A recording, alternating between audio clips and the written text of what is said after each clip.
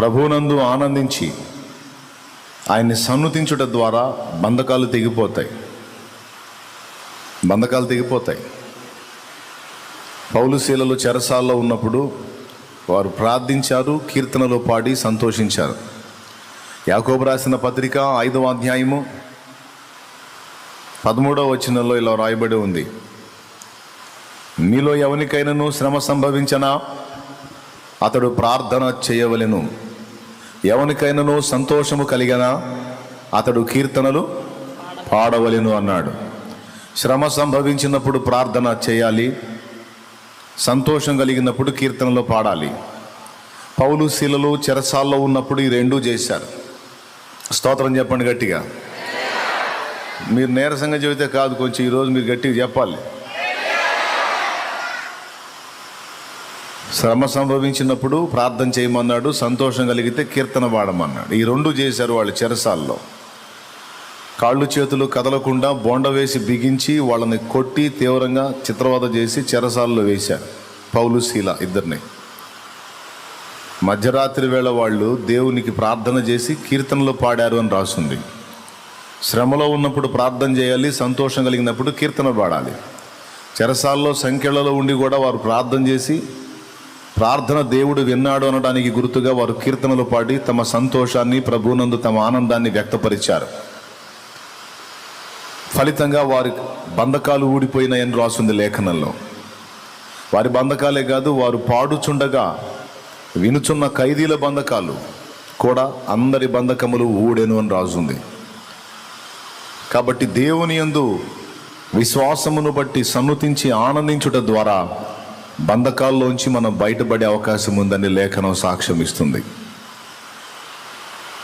ఇట్లా ప్రభువునందు ఆనందించుట ద్వారా బహుళ ప్రయోజనం ఉంది. చెప్పండి, వరుసగా చెప్పండి. దేవుని యందు మనం ఆనందించటం ద్వారా ఏమేమి లాభాలు ఉన్నాయి? మొట్టమొదటిది నెహెమ్యా ఏం చెప్తున్నాడు? మీరు బలము నొందుతారు అన్నాడు. ఆత్మబలం కావచ్చు, భౌతిక బలం కావచ్చు, సంథింగ్ ఏదైనా బలం కలిగిద్ది అన్నాడు. రెండవది, ప్రభువునందు ఆనందించడం ద్వారా ఏం జరుగుతుంది?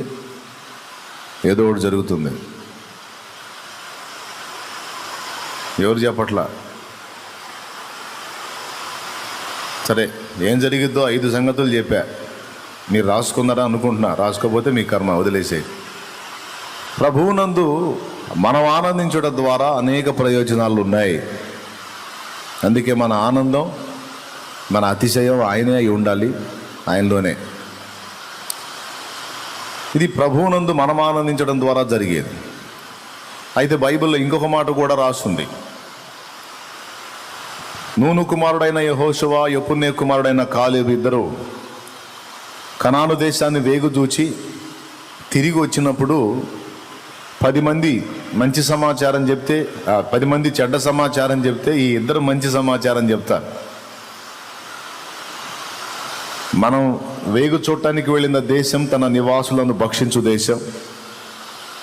అక్కడ ఆనాకు వంశీకులైన నెఫీలీ జాతి మనుషులు చూసాం. ఎంత పొడుగున్నారంటే వాళ్ళ ముందు మేము నిలబడితే మిడతల్లాగున్నాం. మా దృష్టికి మేము మిడతల్లాగున్నాం, వాళ్ళ దృష్టి కూడా మేము మిడతల్లాగానే ఉన్నాం. అంతంత ఎత్తోళ్ళోళ్ళు. వాళ్ళ మీద పోరాడి గెలవాలనేనా, మన వల్ల కాదని 10 మంది అన్నారు. నూను కుమారుడైన యెహోషువ, యెఫున్నె కుమారుడైన కాలేబు మాత్రం ఓ మాట అన్నారు, చూద్దాం. త్వరగా సంఖ్యాకాండము 14వ అధ్యాయం. సంఖ్యాకాండము చెబుతుంది చూడండి, 14వ అధ్యాయము 5 నుంచి 5వ వచనం చదువుతుంది చూడండి. మోషే అహరోనులు ఇశ్రాయేళ్ల సర్వ సంఘము ఎదుట సాగిలపడిరి. ఎందుకంటే వాళ్ళు చెడ్డ సమాచారం చెప్పారు కదా, ప్రజలంతా రివర్స్ అయిపోయారు. పాలు తేనెలు ప్రవహించే దేశం ఇస్తా, పాలు తేనెలు ప్రవహించే దేశం ఇస్తా అని మా గోరీలు గట్టని తీసుకెళ్తున్నావు నువ్వు అక్కడికి. అంతంత పొడుగు మనుషులు ఉన్నారంట, మమ్మల్ని మిడతలతో సమానంగా చూస్తారంట. వాళ్ళ మధ్యలోకి తీసుకెళ్ళి మమ్మల్ని సావగొట్టాలనేగా నువ్వు చేసిన పని. అని మొత్తం రివర్స్ అయిపోయారు. రివర్స్ అయినప్పుడు మోషే అహరోనులు సర్వ సమాజం ఎదుట సాగిలపడ్డారు.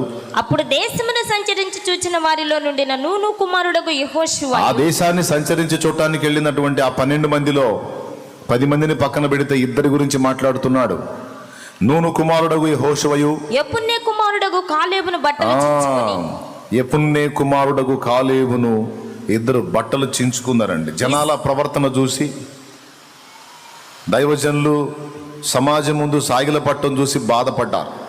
వస్త్రాలు చించుకొని ఏమంటున్నారు చూడండి. ఇశ్రాయేలుల సర్వ సమాజముతో మేము సంచరించి చూచిన దేశము మిక్కిలి మంచి దేశము. మన భవిష్యత్తు ప్రమాదకరంగా ఏమీ లేదు, శాపగ్రస్తంగా ఏమీ లేదు, అది ఆశీర్వాదకరంగా ఉంది, మంచిగా ఉంది, సమాధానకరంగా ఉంది. వారేమంటారు 10 మంది, మన చివరి మజిలీ భయానకంగా ఉండబోతుంది, మన భవిష్యత్తు వికృతంగా ఉండబోతుంది. ఎందుకంటే మనం ఏదో అనుకున్నాం, ఏదో జరగబోతుంది, చాలా ప్రమాదకరమైన పరిస్థితుల్లోకి వచ్చామని ఆ 10 మంది అంటే, ఈ ఇద్దరు వాళ్ళన్న ఆ 10 మంది అన్న మాటకి వ్యతిరేకంగా మాట్లాడుతున్నారు. ఏమంటే మీరు చెప్పండి, 10 మంది నడిచింది దారి అయిద్దా, ఇద్దరు నడిచింది దారి అయిద్దా? పెద్దగా చెప్పాలి. 10 మంది నడిచిందే దారి అయిద్ది కానీ ఇద్దరు నడిచింది దారి కాదుగా. అయినా సరే ఇద్దరు వస్త్రాలు చించుకొని ఈ మాట చెప్తున్నారు. వాళ్ళు చెప్పే మాటను మీరు నమ్మొద్దు. వాళ్ళు ఎంత పొడుగుంటే ఏమి, ఎంత లావు ఉంటే ఏమి, ఎంత బలశాలు అయితేనేమి, ఇంత దూరం మనల్ని ఎంతో మంది నుంచి కాపాడి మానవ జీవనానికి భిన్నమైన రీతిలో మనల్ని పోషించాడు దేవుడు. ఎన్నో రీతిలో మనల్ని ఆదుకున్నాడు, ఎన్నో రీతిలో గొప్ప గొప్ప అద్భుతాలు చేసి మనల్ని నడిపించాడు కనుక, ఇంతకాలం మనం నడవలేదు, ఆయన నడిపించాడు కనుక ఇక ముందు కూడా ఆయనే మనకు తోడై ఉంటాడు, ఆయనే మనకు విజయాన్ని ఇస్తాడు. వారు చెప్పే మాటను బట్టి మన భవిష్యత్తును గురించి వికృతంగా ఊహించొద్దు. దేవుని యందు విశ్వాసాన్ని బట్టి మన భవిష్యత్తును ఆశీర్వాదకరంగానే తలంచుదాం. దయచేసి మీరు ఏదేదో అనుకోకండి. వారెంతటి బలవంతులైన దేవుని హస్తం మనకు తోడై ఉంటే విజయం మనదే అంటూ అద్భుతమైన మరో మాట అన్నాడు చూడండి. మేము సంచరించి చూసిన దేశము మిక్కిలి మంచి దేశము, మేము సంచరించి చూసిన దేశము మిక్కిలి మంచి దేశము, యెహోవా మన యందు ఆనందించిన ఎడల. అద్దుగో నెహెమ్యా ఏమన్నాడు 8:10లో? యెహోవా యందు ఆనందించుట ద్వారా మనం బలం పొందుతామన్నాడు. ఇక్కడ దేవుడు మన యందు ఆనందిస్తే ఏం జరిగిద్దో చెప్తున్నాడు. కాలేబు యెహోషువ ఇద్దరు. మనం దేవుని యందు ఆనందించటం అనేది ఒకటి ఉంది, దేవుడు మన యందు ఆనందించుట అనేది కూడా ఒకటి ఉంది. దేవుడు మన యందు ఆనందిస్తే ఏం జరిగిద్ది అనే ఒక్క మాటను మనం తీసుకుంటే బోల్డ్ అంత సబ్జెక్ట్ ఉంది ఆ ఒక్క పాయింట్లో. దేవుడు మన యందు ఆనందించాలి. ఆనందిస్తే ఏం జరిగిద్దంటే అక్కడ చెప్పాడు చూడండి, యెహోవా మన యందు ఆనందించిన ఎడల ఆ దేశములో మనల్ని చేర్చి దానిని మనకిచ్చు. ఆ దేశములో మనల్ని చేరుస్తాడు, దాన్ని మనకిస్తాడు. అది పాలు తేనెలు ప్రవహించు దేశం. అది వాళ్ళు అప్పటికే చేరారా లేకపోతే భవిష్యత్తులో చేరతారా చెప్పండి. అందరు కలిసి ఒకసారి స్తోత్రం చెప్పండి. ఇంకొకసారి చెప్పాల్సిందే, ఈ ఒక్కరోజు ఏమనుకోవద్దు, ఇంకోసారి చెప్పండి. అది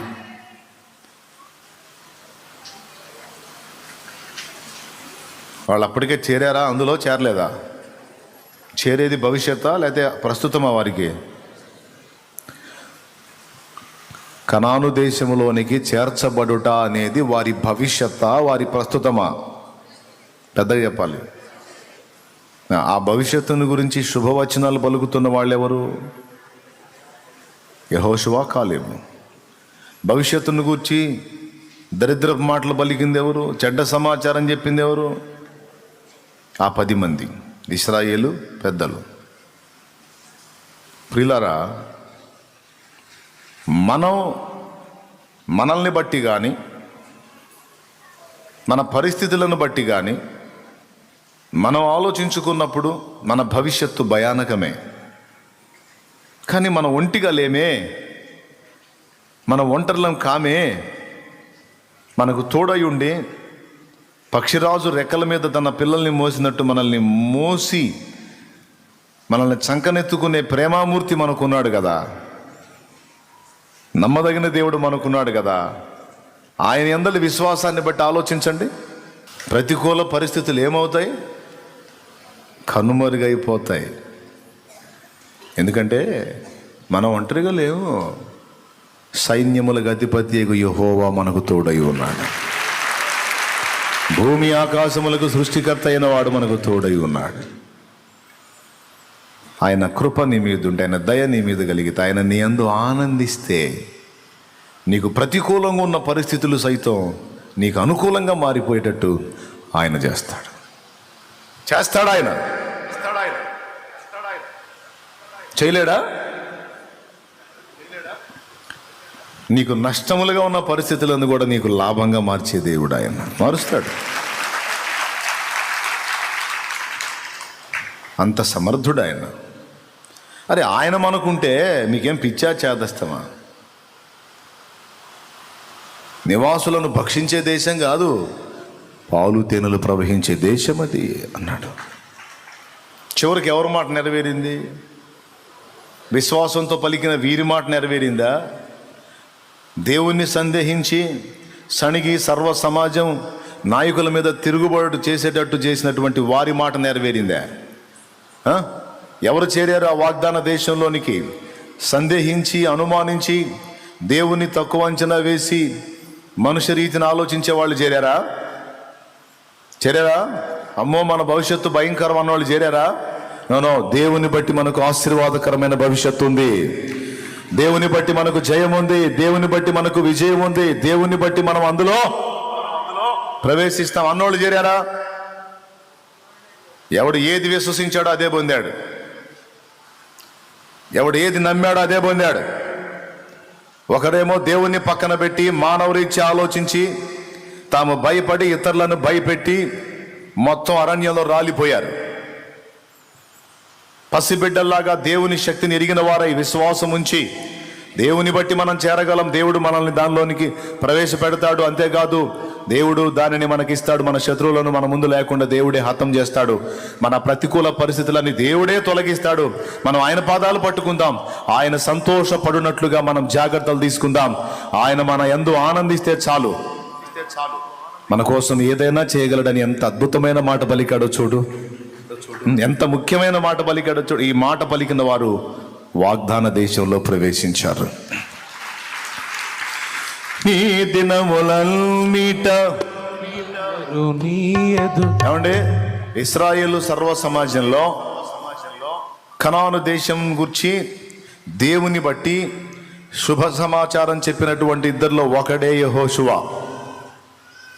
మోషే తర్వాత నాయకుడిగా యెహోషువను దేవుడు నియమించి, ఆ యెహోషువకు సహకారిగా కాలేబునే దేవుడు నియమించి, వాళ్ళిద్దరి నాయకత్వంలో ఇశ్రాయేలు సర్వ సమాజాన్ని వాగ్దత్త దేశానికి చేర్చిన వాడు ప్రభువు.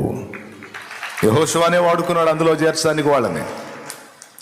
ఎందుకంటే అంతమందిలో విశ్వాసాన్ని కనపరిచిన వ్యక్తులు ఇద్దరు, వారిలో ఒకడు యెహోషువ. చెప్పండి, మనం మెయిన్గా ఏది చూసుకోవాలి? అమ్మో ఆ పరిస్థితులు ఏమైపోతాయో, ఇట్లా ఏమైపోతుందో, అమ్మో రేపేం జరిగిద్దో, అయ్యో ఇది ఎలాగా అది ఎలాగా, అమ్మో అయ్యో కుయ్యో మురగాదు. మనం ఆలోచించుకొని జాగ్రత్త పడాల్సింది ఒక్కటే, దేవుడు నా యందు ఆనందించే విధంగా నేనున్నానా లేదా అనేది ఒక్కడ చూసుకుంటే చాలు. మేజర్ పాయింట్ చెప్తున్నా. దేవుడు నన్ను బట్టి ఆనందించే విధంగా నేను మారు మనసు పొందానా, జాగ్రత్త పడ్డానా, ఆయన ఆనందించే విధంగా నేను అడుగులేస్తున్నానా, దేవుడు నన్ను బట్టి దుఃఖపడే స్థితిలో నేనున్నానా, సంతోషించే స్థితిలో నేనున్నానా అనేది చూసుకోవాలి.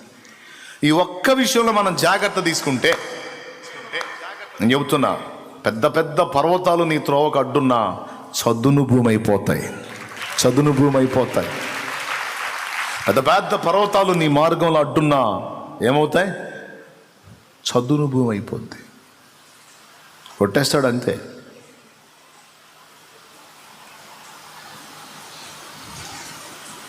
అగాధ లోయలు నీ ముందున్నాయా? నీ కాలికింత ముళ్ళు కూడా గుచ్చుకోకుండా, నీకింత దెబ్బ కూడా తగలకుండా నిన్ను ఆయన భుజం మీద ఎత్తుకొని దాటిస్తాడు. ఆయన ఎలా ఆనందిస్తాడు? ఆయన ఆనందిస్తే ఏం జరిగిద్ది? దేవుడు మన యందు ఆనందిస్తే ఏమేం జరిగిద్ది? 2 ప్రశ్నలు. ఆయన మన యందు ఆనందిస్తే ఇంకేముంది? ఏం జరిగేది ఏంది? ఏదైనా జరిగింది.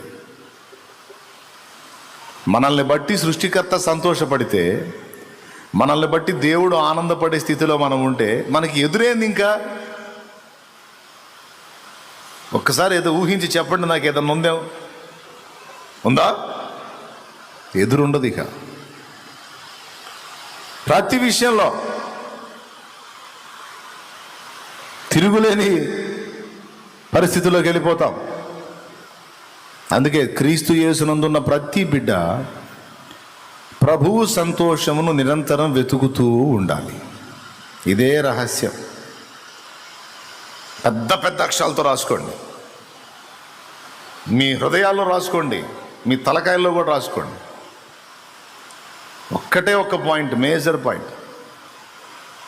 నీ ప్రభువు, నా ప్రభువు, మన ప్రభువు మనల్ని బట్టి సంతోషపడే విధంగా, ఆనందపడే విధంగా మనం అడుగులు వేయగలిగితే ఇక నీకు ఎదురు ఏది ఉండదు. కోటి దయ్యాలు ఏకమై కూటం పెట్టుకొని మీటింగ్ వేసుకొని మరి నీ మీదకి వచ్చిన 7 దారుల్లో పరారైపోతా, ఏది నిన్ను జయించజాలదు. చెప్తున్నాగా,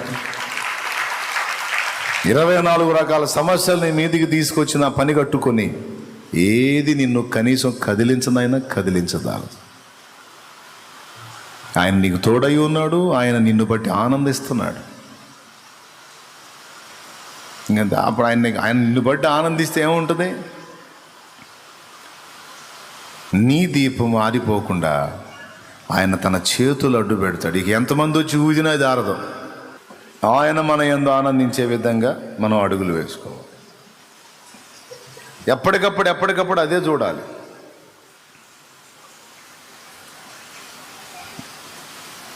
నేను ఈ చర్యను చేయటం ద్వారా ఆయన బాధపడతాడేమో, నేను ఇలా ప్రవర్తించడం ద్వారా ఆయన దుఃఖపడతాడేమో, నేను ఈ పని చేస్తే యేసయ్య సంతోషపడతాడు, నేను ఈ పని చేస్తే యేసయ్య ఆనందపడతాడు, నేను ఇదిగో వీరికి సహాయం చేస్తే యేసయ్య ఆనందపడతాడు, నేను ఇలా మాట్లాడితే యేసయ్య ఆనందపడతాడు, నేను ఇలా చేస్తే యేసయ్య ఆనందపడతాడని ప్రతి దానిలో ఆయన సంతోషం వెతుకున్నాం. తండ్రిని నిరంతరం సంతోషపెట్టే విధంగా కొడుకు కానీ కుమార్తె కానీ నడుచుకుంటే నీకు ఆ బిడ్డకి ఏదైనా తక్కువ ఉంటుందా? వాడికి కావాల్సినవి ముందుగానే వచ్చేసి ఉంటాయి. ఎందుకంటే ముద్దుల కొడుకు, సంతోషపెట్టే కొడుకు, మరి అని ఏడిపించడిగా వాడు అడుక్కునే పరిస్థితి ఉండదు, నాన్న నాకు ఇది కావాలి అది కావాలని. ఎందుకంటే ఎప్పుడు తండ్రి సంతోషాన్ని కోరుకొని ముందే తండ్రిని ఆనంద పెట్టడానికి ఇష్టపడతాడు కనుక తండ్రిని గురించి ఎప్పుడు ఆలోచన కలిగి ఉన్న ఈ కొడుకు విషయంలో ఇక తండ్రి నిరంతరం ఆలోచన కలిగి ఉంటాడు.